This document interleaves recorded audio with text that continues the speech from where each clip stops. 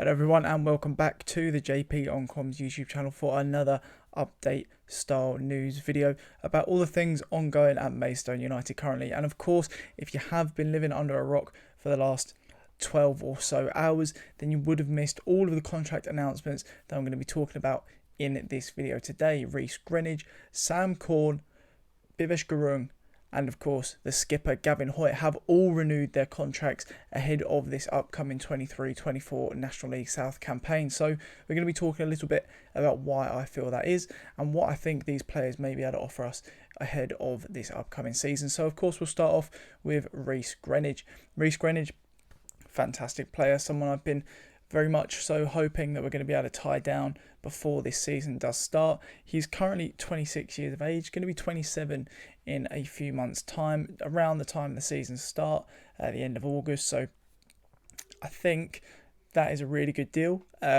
Looking at it on the face of things, he's got a lot of experience, obviously playing at Barnet, playing at Bolton.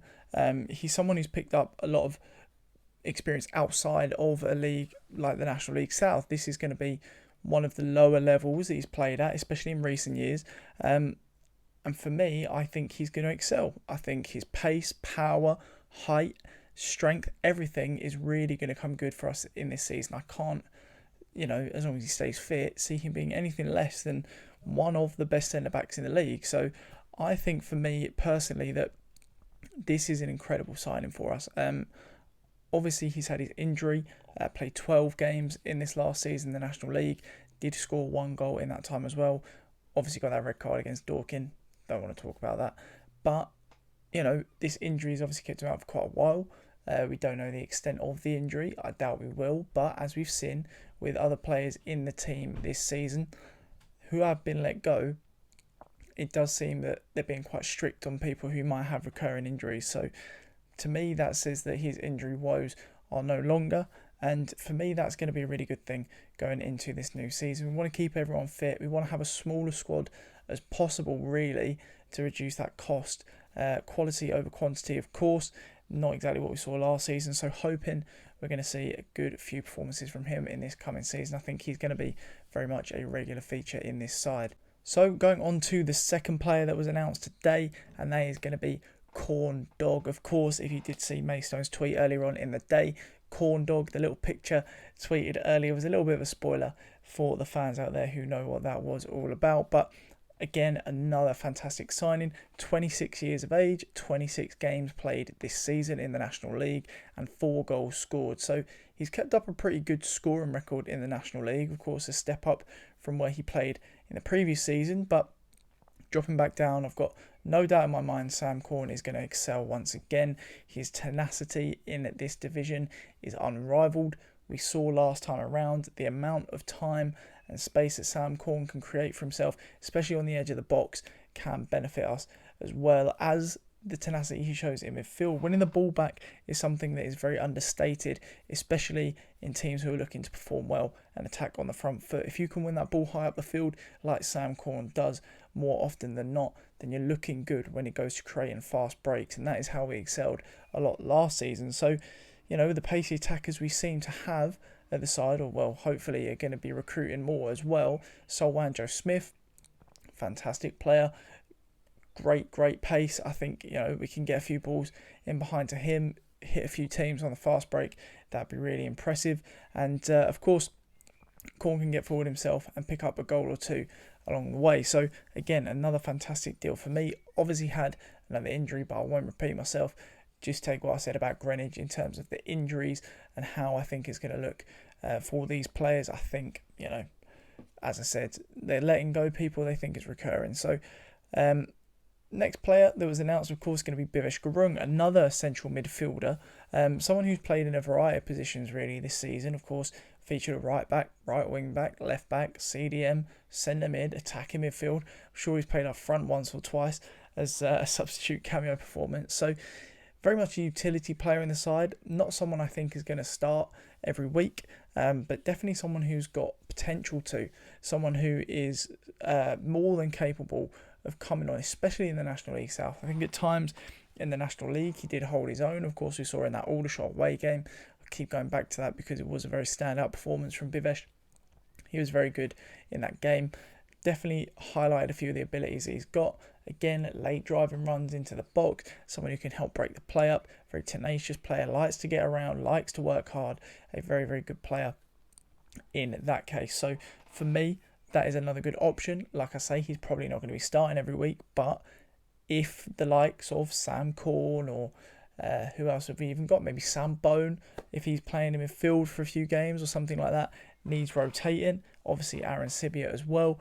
These players will obviously need rest at certain points throughout the season. So, God forbid they get any more injuries, but just in case they do, Bivish is going to be there on standby, and that is a good thing for me. 13 games played in the National League in his previous season, 1 goal scored, and I think he's going to build on that going into National League South. I think he's going to be able to get more game time. I think he's going to be a bit more of a frequent addition. I think he's going to have more impact in games as well. So that's my thinking behind that one. I don't think he's going to be much of an expensive addition to the squad either for what he has to offer, which, as I say, is tenacity, really good engine, and someone who's looking to develop his skills even more. So the last player today that was announced, of course, just recently was Gavin Hoyte, hashtag Gav in. Of course, very happy about that one. The skipper has returned. Captain of the side, of course, on the field when fit last season. Again, another player who's just been hampered by such a freak injury. I believe it was something like a dislocated shoulder or something, and then it turned out to be like a torn muscle, connector muscle, like between the shoulder and the chest, and what a nightmare it turned out to be for Gavin. I think it was 4 or 5 months with injury, and recently returning to the side. Of course, that's fantastic to see. He's played 18 games in the National League in the previous season. He is going to be 33 years old in June, so of course 1 month to go on that one, but you can't really argue the reasons against signing him back up. Again, I don't think he's going to cost all that much.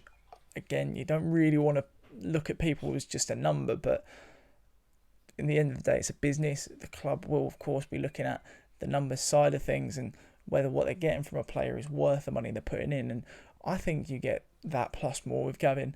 Obviously, he's got the experience of his entire career, 15 years or so in the game it's going to be coming up to. So that can't be understated.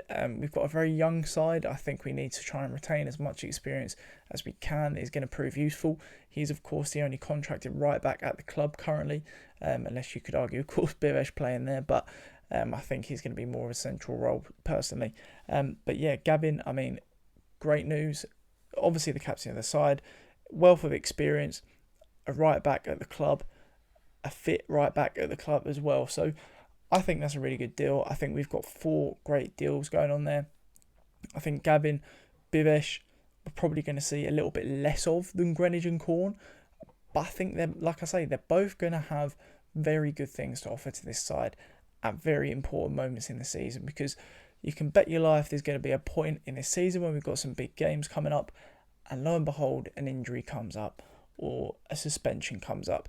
And it's when these players end up having to have very important roles in the side that's obviously going to benefit this side. And I think these people, that we've managed to retain are going to be able to do that. They're going to be very successful in doing that. And obviously Hoyte's proved that in the National League South last time around. Clearly one of the better right backs in the division, if not the best. So for me, I'm happy with all 4 deals. I think we're going to see a couple more over the next few days. I'd really like to see Rory Deacon stay. I know he's very much a decisive person there.